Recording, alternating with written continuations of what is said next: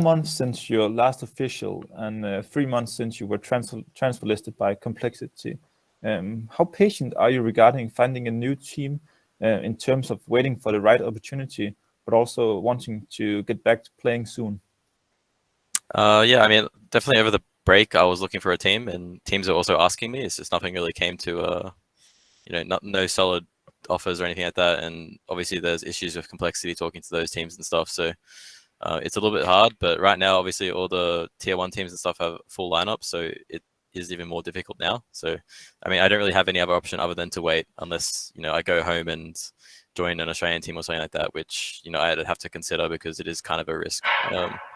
But I mean, other than that, I haven't really been able to do anything. So it's more just like a big time off, like a long time off me, probably the most I've ever had, and it definitely makes you like wonder or get like that passion back for CS in a way because you haven't played in so long. So it's kind of a good break for me, actually, I think. And yeah.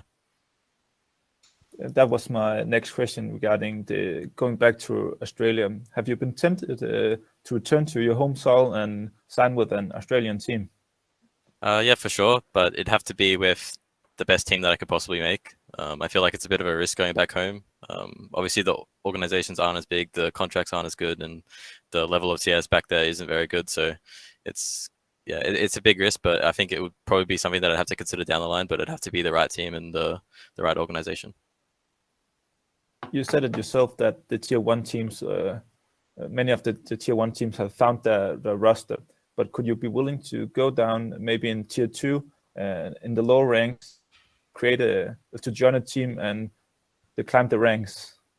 At that point, I think I'd rather just join an Australian team because it's kind of the same thing, and I get to play with people from my home country. And there's like that national pride, having everyone from the same country and stuff like that, back kind of like similar to what we did back in the day. So I think rather than join a tier 2 team, I may as well just join an Australian team. Could you open up? Has there been any talks with any Australian teams? Not exactly. Like I've had talks kind of, but like it hasn't been anything solid or anything like that. It's kind of just like ideas being thrown around, and yeah.